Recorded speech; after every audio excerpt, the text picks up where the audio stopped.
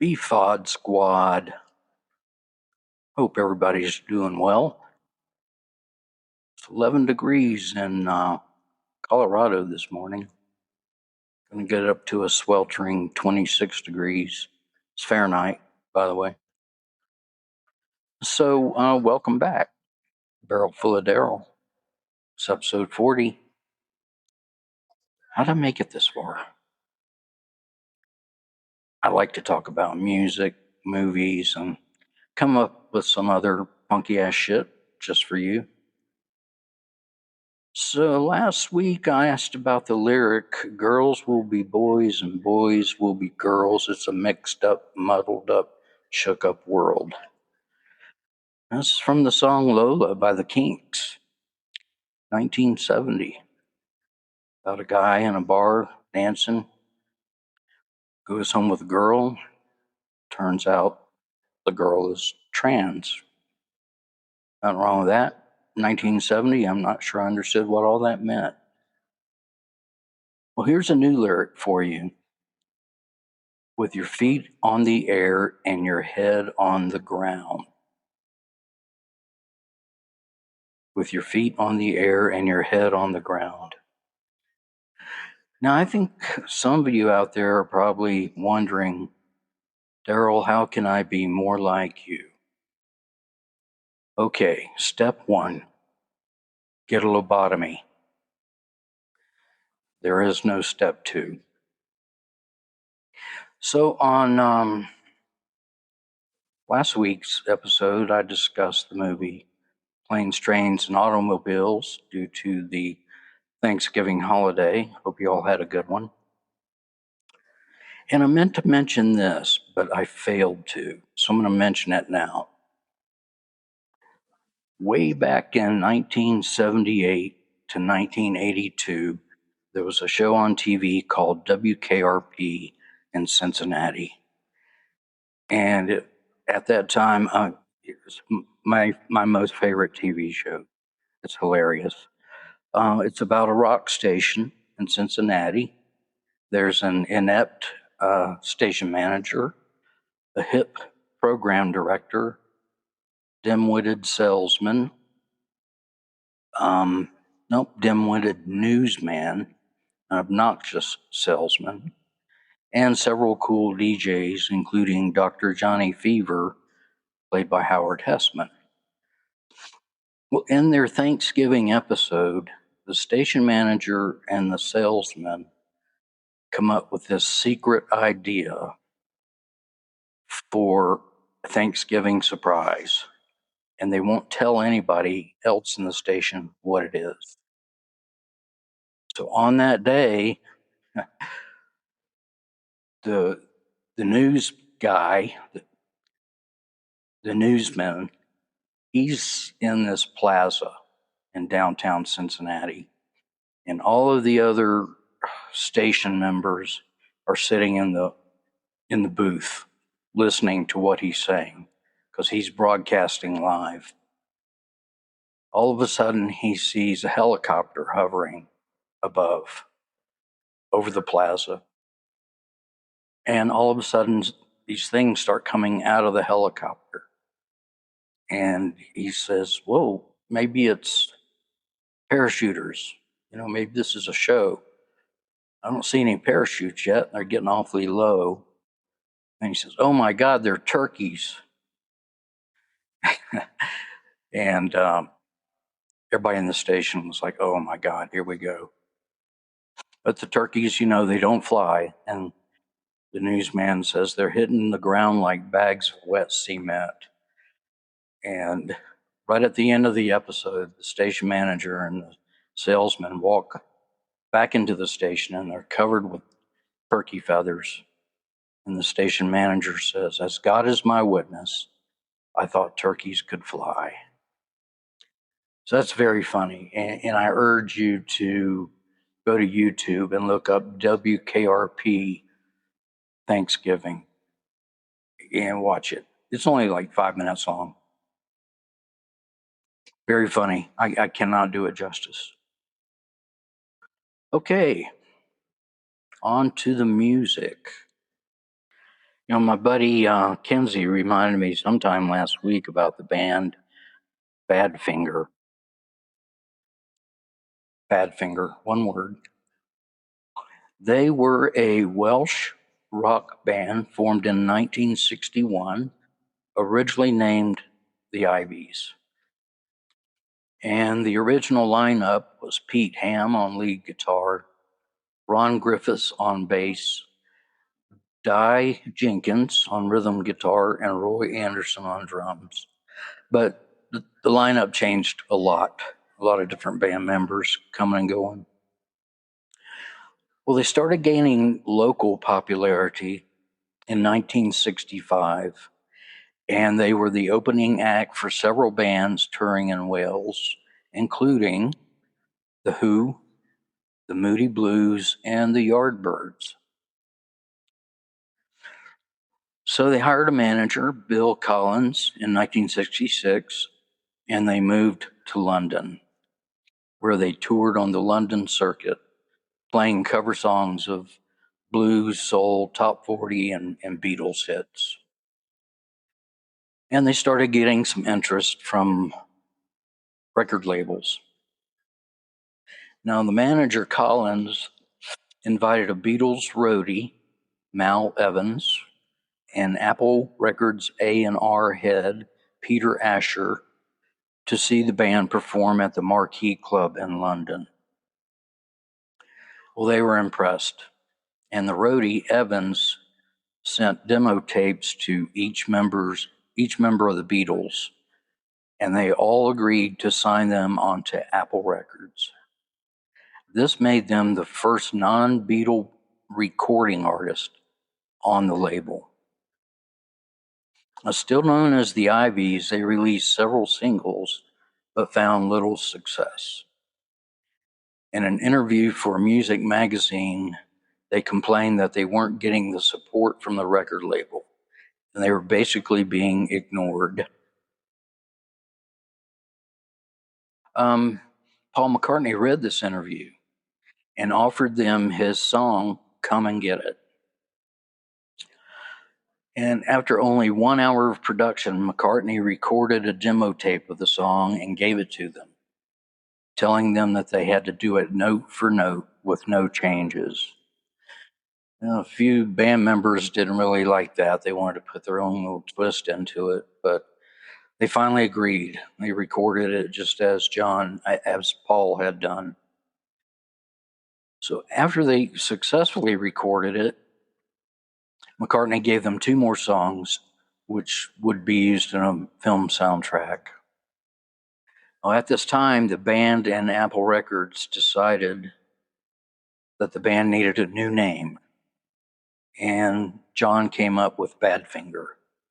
And this is after the working title for the song, with a little help from my friends, Badfinger Boogie. So the single for Come and Get It was released in 1969 in the UK and 1970 in the US, ultimately selling over 1 million copies. So they cobbled together some other songs for their first album release under Apple Records, titled Magic Christian Music, which was also the name of the film for the soundtrack.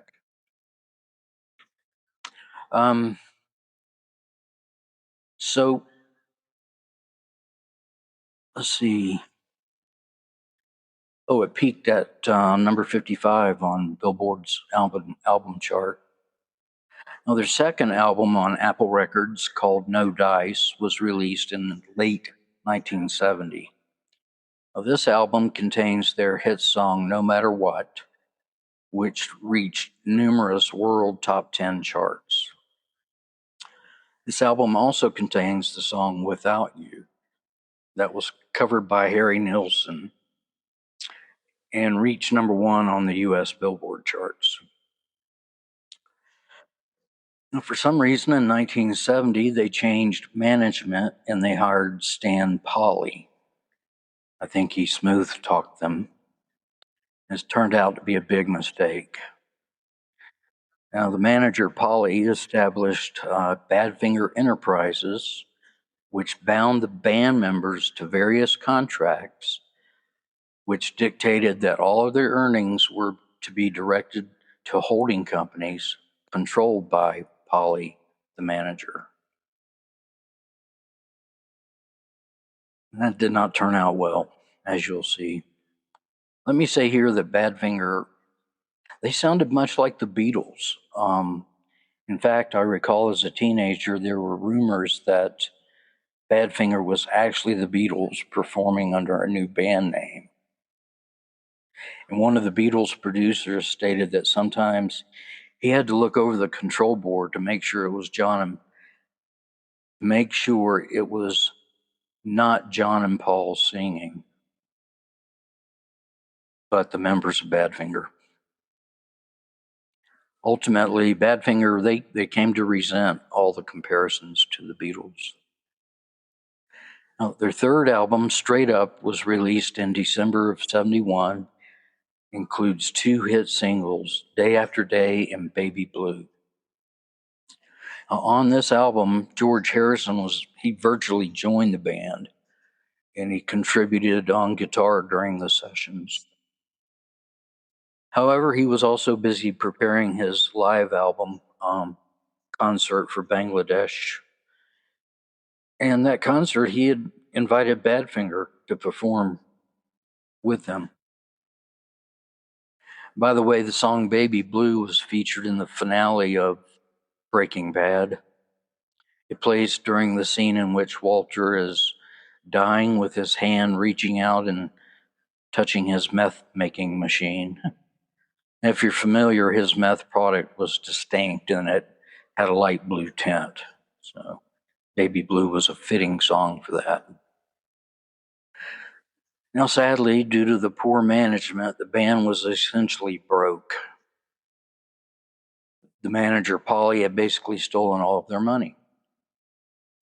Upon hearing this, the main and founding member, Pete Ham, committed suicide. He was 27 years old, which puts him in the 27 Club. Over the years since, the remaining members tried to keep the Badfinger legacy alive, but there were many changes in the lineup, and they never saw much success. So they were essentially a 4-hit wonder band, lasted about 3 years with the help from the Beatles. Now, they may not have liked all the Beatles comparisons, but that brought them fame, as brief as it was. Can you imagine being in a band as a 20-year-old and having the support of the Beatles? Wow. Their music's really good. Check the playlist. And now another segment of Just Roll Tape. Be right back. So, source of information for the event. I mean, this was 1969. Yeah. I was 12 years old. Yeah. When Woodstock went on, and then they released movie like a year later. And I recall seeing it on the marquee, Woodstock, and I'm like, what the heck? Dad, what's Woodstock? And he would just grumble, you know. Yeah. Damn hippies. Yeah, damn hippies. The Who had a big day there. 23 songs. Wow. Did they destroy a speaker at the end of it? I don't know. I'll tell you, if you listen to a lot of The Who. Mm-hmm. No, do I? Not so much. I have. I like them quite a bit. I mean, their album Tommy, it's a rock opera. Great album, yeah. Rock opera, and it's amazing. Yeah, there's a movie that goes along with it, I think. Yeah, the movie sucked. Weren't there a lot of people in it, though? Weren't there a lot of guest stars? And the actual band members were also in the movie. Yeah. I think Roger Daltrey played Tommy. Okay. Of course. And Keith Moon played the weird uncle. Mm-hmm. Yeah, about half of their song list was from Tommy. Wow. Actually, more. It's almost like they did damn near the the whole album. They have Boris the Spider on that one. I can't imagine that live.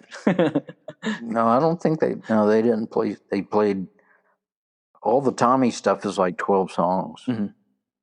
and then they did "Summertime Blues," "My Generation." Can't explain. Yeah, that's I think regarded as one of the best concept albums of all time.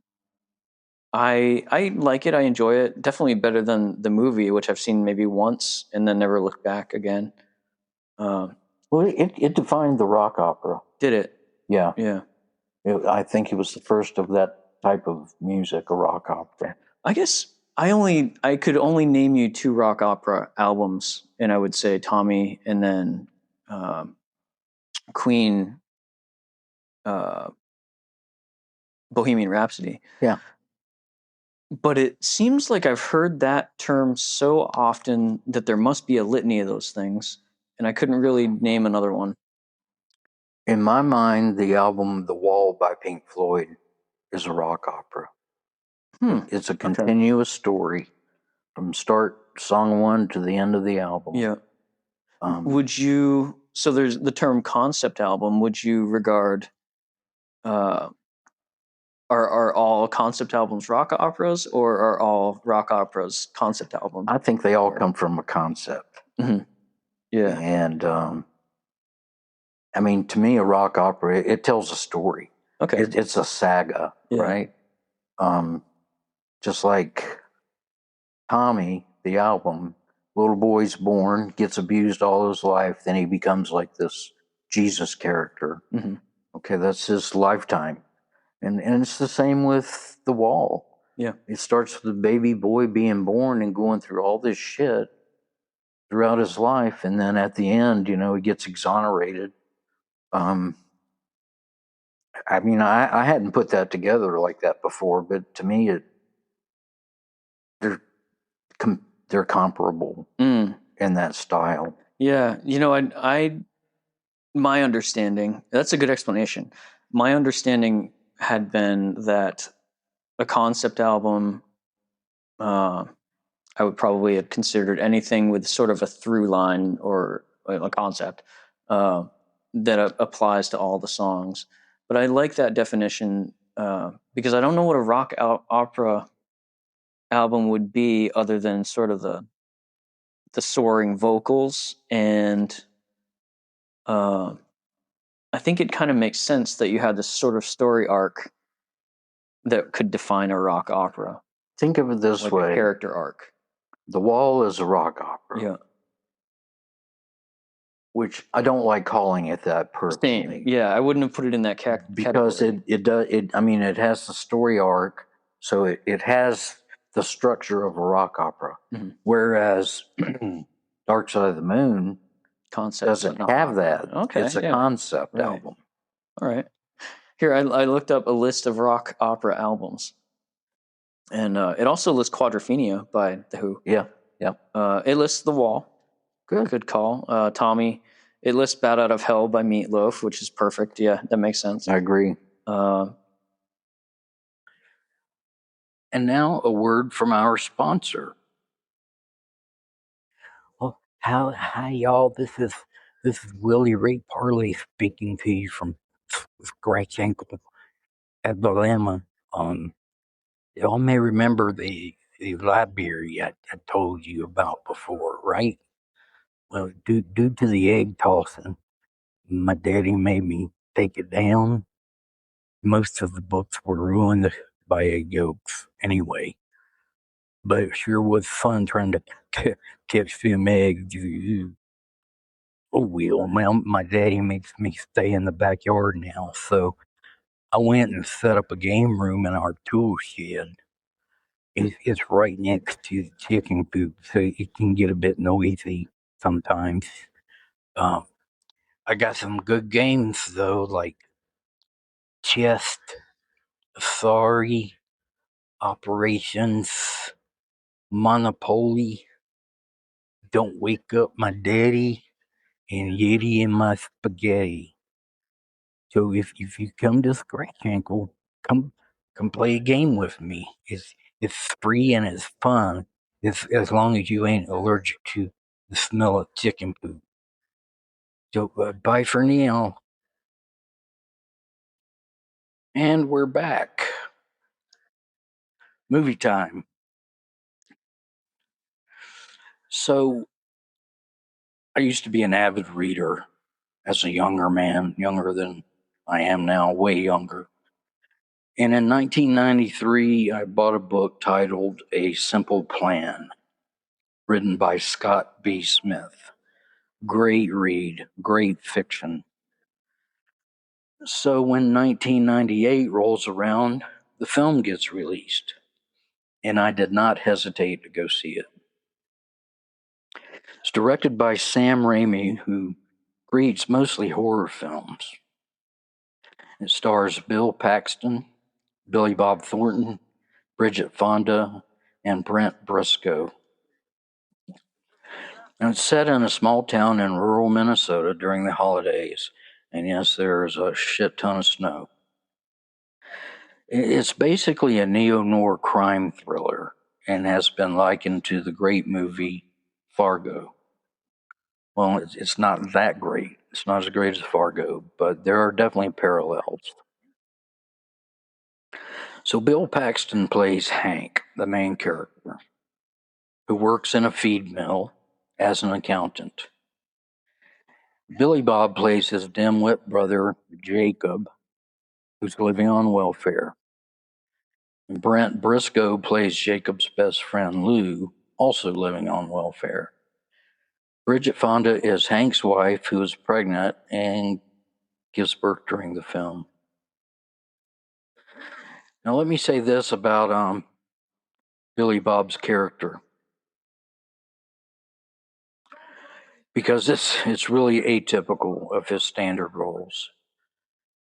He's a dimwit with long, straggly hair, large rim eyeglasses that are taped together at the bridge, very yellow teeth. And he plays this part perfectly. And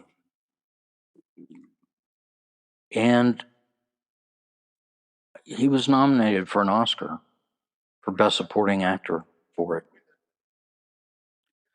So here's the story. Two brothers, Hank and Jacob, along with Jacob's friend Lou, were hiking through a forest covered in snow. And they reach this one point. There's a lot of irritating crows just all over the place. Now, Lou throws a rock at one of the crows, which misses, but it hits a metallic object. The snow falls off of it, and they find an airplane that's buried under the snow. Small, like one-engine plane.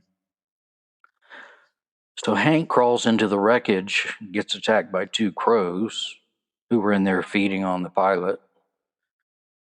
He happens to find a large duffel bag and takes it out of the plane. Upon opening it, they find it is full of packets of $100 bills. Now, Hank, being the straight-up guy he is, wants to turn the money into the sheriff, but Jacob and Lou convince him to keep it. Hank agrees under the condition that he keeps the money and they don't split it until spring after the plane is found and there are no claims on it. Lou says, okay, that we can do that, but first we need to count it. So they haul it to the truck and let down the tailgate, and they're counting the money. Comes up to $4.4 million. Now, at this point, the sheriff drives up, and they quickly cover the money. Hank tells the other two, I'll handle this, and Jacob and Lou get back in the truck. But while Hank is talking to the sheriff, Jacob walks up and asks Hank, did you tell him about the plane? Yeah, and then, the sheriff perks up when he hears this and asks what they're talking about. But they basically give him a runaround. So later on, when Hank gets home, with the money. He shows it to his wife, and they're like, "Oh, what are we going to do? This is a lot of money." But she comes up with a plan of taking 500,000 back to the plane to avoid suspicion. Now, Hank agrees, and the next day he tells Jacob that he needs to go back to the plane to put the pilot back in position. So Jacob stays at the car as a lookout while Hank secretly puts the money back in the bag and back into the airplane. Now, as Hank is headed back to the car, he sees Jacob talking to a farmer who's on a snowmobile.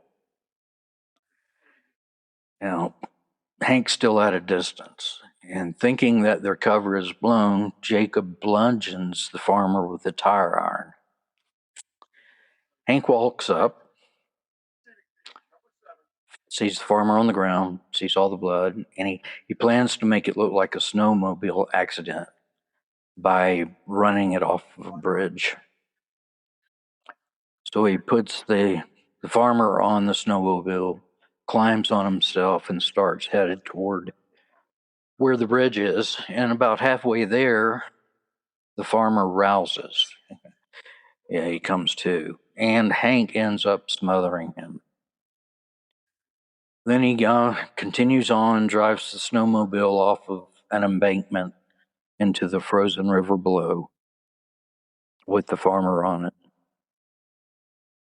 Now, days later, Lou decides he wants his share of the money, and he threatens to turn in Hank and Jacob for the farmer's death, which Jacob had let slip to him. So Hank tells his wife about this, and she hatches another plan. She tells him to get Lou and Jacob drunk and play a game about confessing to the farmer's death and to record Lou doing it. Well, Hank makes this happen and plays the recording to Lou, saying it's Lou's confession.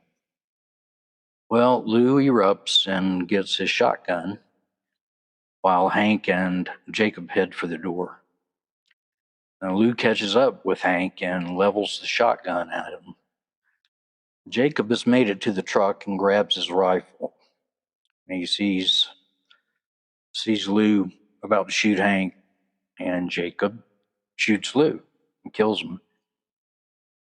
Now, Lou's wife hears the gunshot, comes down the stairs with a revolver, and she shoots at Hank but misses, and Hank kills her with Lou's shotgun.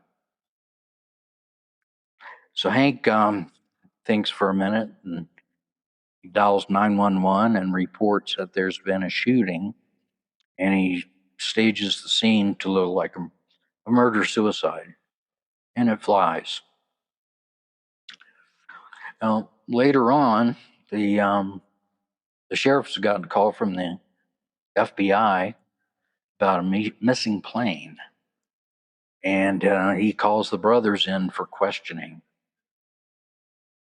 So they're in the sheriff's office, the two brothers with the sheriff and the FBI agent, and they say, well, it may not have been a plane we heard. It could have just been a snowmobile or something.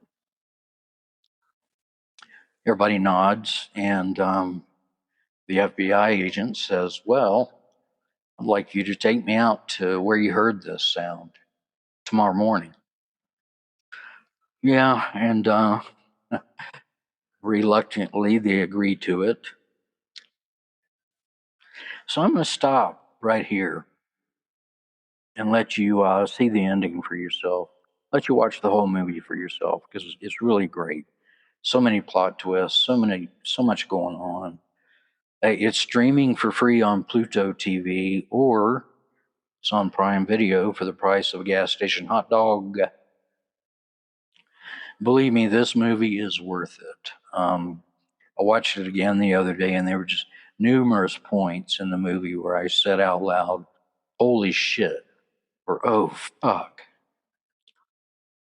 And here's a tickler for you. Was the agent that showed up really with the FBI?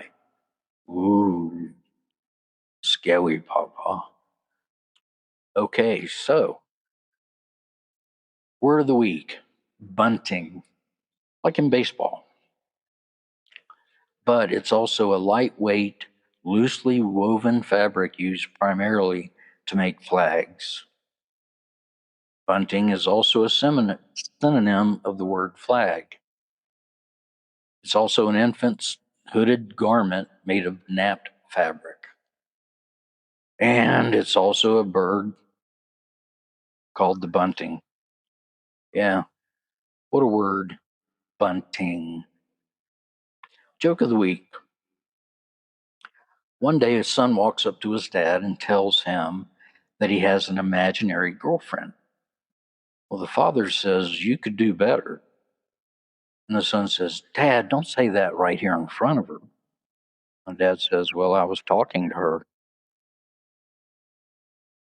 Question of the week. How many prime numbers are there between 0 and 20? That's what I asked you last week. And do we all know what constitutes a prime number?